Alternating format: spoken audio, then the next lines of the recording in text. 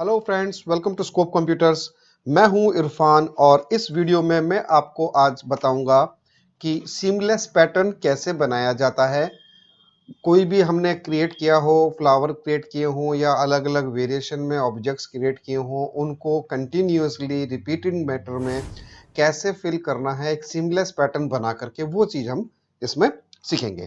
तो चलिए शुरू करते हैं। सबसे पहले हम ये जान लें कि एक अपने पैटर्न बनाने के लिए, सीमलेस पैटर्न बनाने के लिए कोई भी एक स्क्वायर्ड शेप होना चाहिए या रेक्टेंगुलर शेप होना चाहिए जो कि सेम साइज का हो। उसी को हम उसमें जो हमने ऑब्जेक्ट ऐड किए हैं उनको सीमलेसली रिपीट कर सकते हैं एक ही कंटिन्यूअस लार्ज ऑब्जेक्ट में। तो चलिए शुरू करते हैं। उसके लिए सबसे पहले मैं एक बॉक्स बनाता हूं।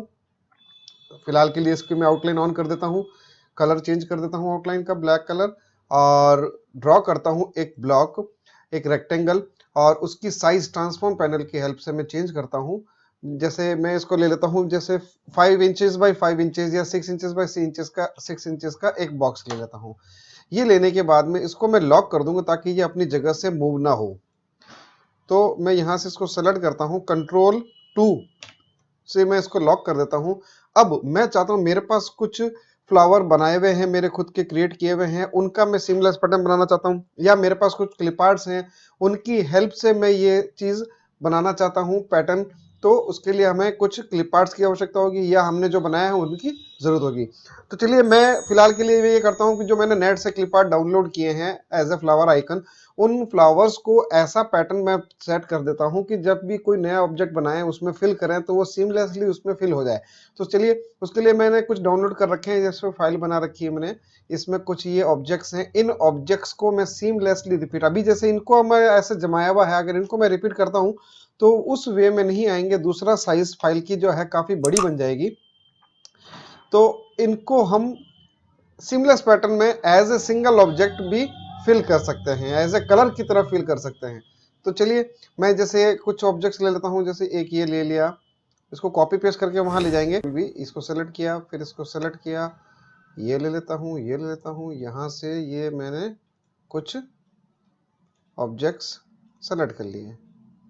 ये भी ले लेते हैं, ये वाला ले लेते हैं, एक लीफ शेप का ये ले लेते हैं, और यहाँ से हम एक ये ले लेते हैं, ये वाला राउंड फ्लेवर भी ले लेते हैं, और ये भी ले लेते हैं। ओके, तो ये मैंने कुछ लिए हैं और flowers clip arts. Control C करते हैं, कॉपी करेंगे, और जो हमारी मेन जो आर्ट बोर्ड है उस पर लाएंगे जिस पे हमें ये। ओके, तो ये हमने कंट्रोल वी पेस्ट किया, और इसको हम थोड़ा सा यहाँ बाहर रख देते हैं लाइक दिस।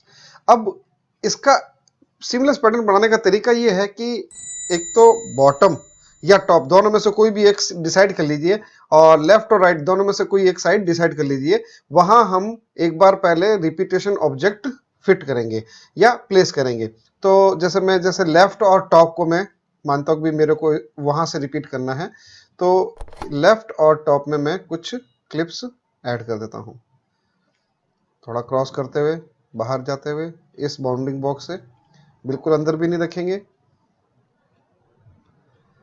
ये मैं टॉप में रख लेता हूं इस तरह से, और इसको लेफ्ट, ये पैटर्न में यहाँ बीच में रख देता हूं जिनको मुझे कंटिन्यू करना है।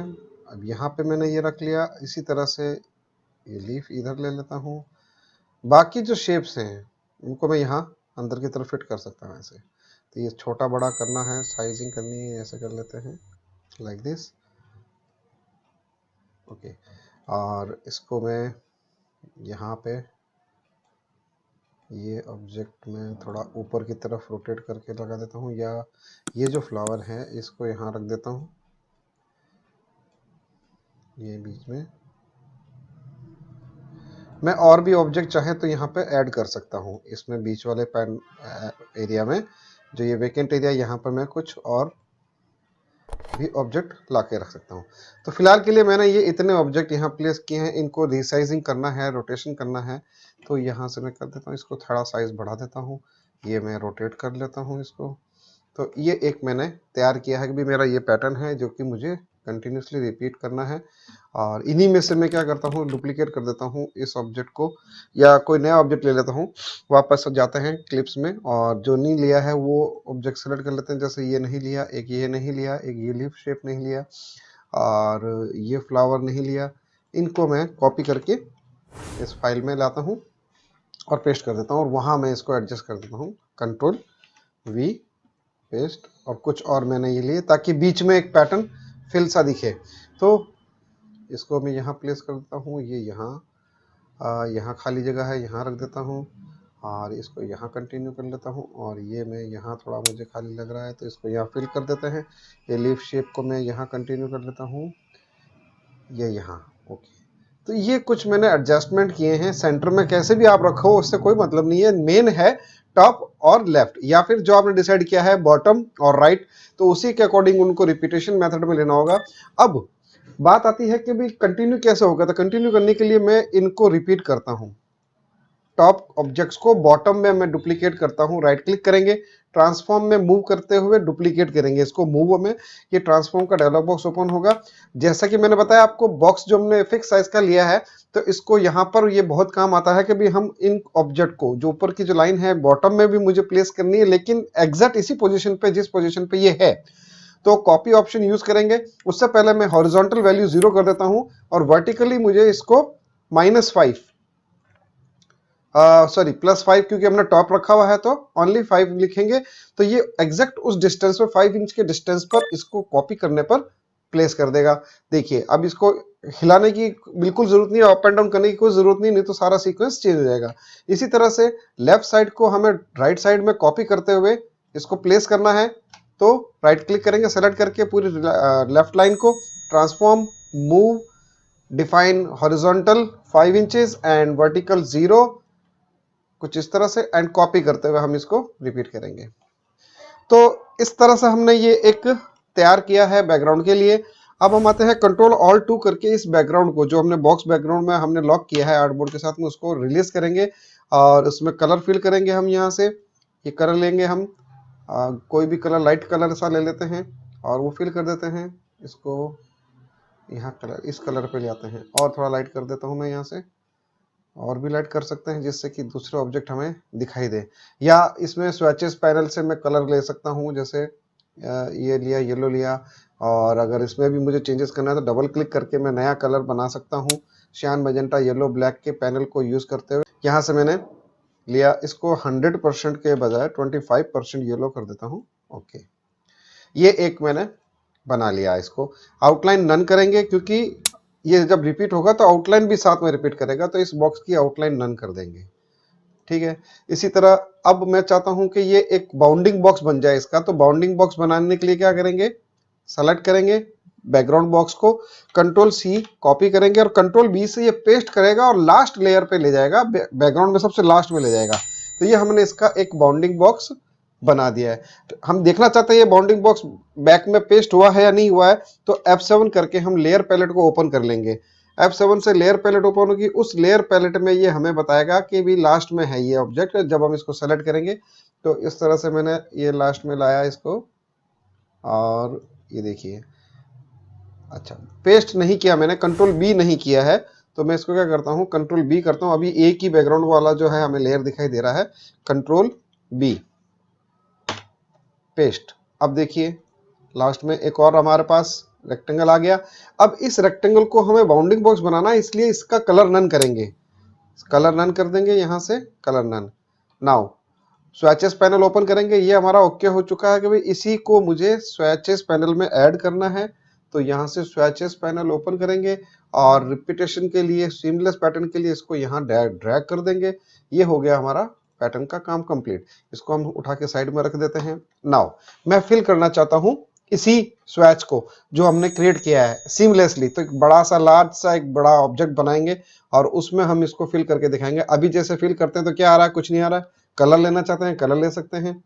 ठीक इसी तरह से जैसे कलर लिया, अब इसकी जगह मुझे लेना है, मैंने जो बनाया स्वैच उसको मैं करना चाहता हूँ इस पैटर्न को, सीमलेस पैटर्न को। तो ये देखिए ये कंप्लीट कंटिन्यूअसली एक सिंगल ऑब्जेक्ट की तरह कलर फिल कर देगा।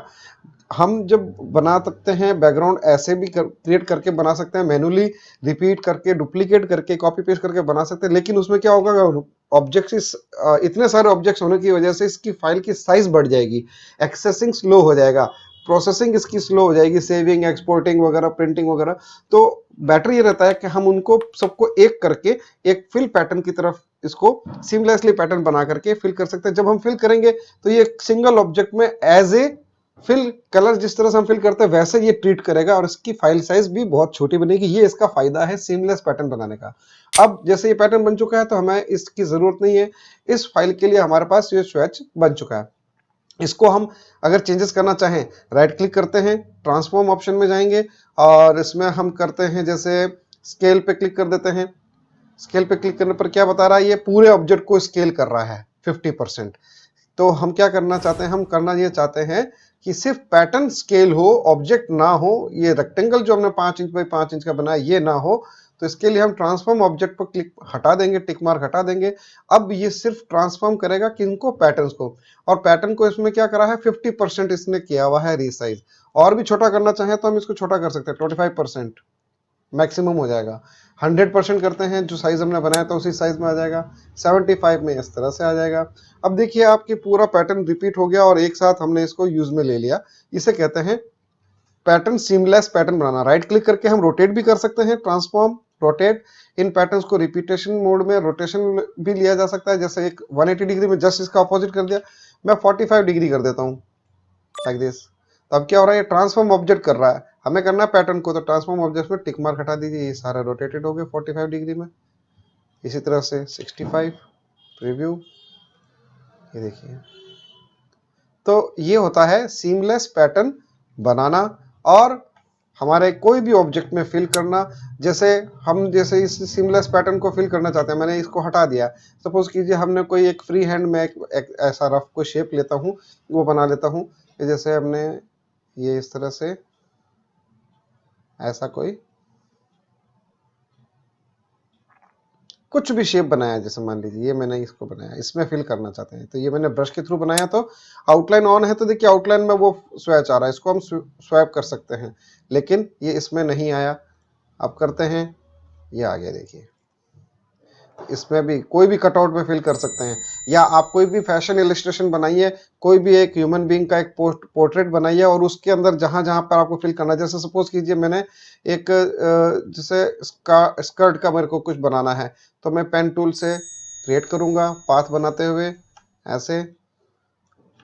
और ये देखिए कोई भी एक कपड़े का पैटर्न भी हम, तो उसके लिए हमें कुछ ना कुछ क्रिएट करना होगा। जैसे मैंने ये बनाया, तो अब जैसे हमारा ये जैसे गाउन का ये बॉटम पार्ट है, ये स्कर्ट का बॉटम पार्ट है, ये बनाया, तो इसको हम इसमें भी ऐसे सीमलेस पैटर्न बना करके फिल कर सकते हैं। सीधा करना है, राइट क्लिक करेंगे, ट्रांसफॉर्म एंड रोटेशन जो ऑप्शन लिया था उसको हम वापस 0 कर देंगे और उसमें भी रोटेशन में सिर्फ पैटर्न को 0 करेंगे, तो ये वापस अपनी उस पोजिशन पर आ जाएगा। ये देखिए सीधा हो जाएगा ये। तो ये तरीका है और इस तरीके से हम सीमलेस पैटर्न को यूज कर सकते हैं। टी शर्ट का डिजाइन बनाया, टी शर्ट में अगर हमें कोई डिजाइन दिखा के प्रिंट करके दिखाना है तो हम ये इस तरह से पैटर्न बनाकर उस टी शर्ट पर फिल कर सकते हैं। ठीक है फ्रेंड्स, थैंक यू।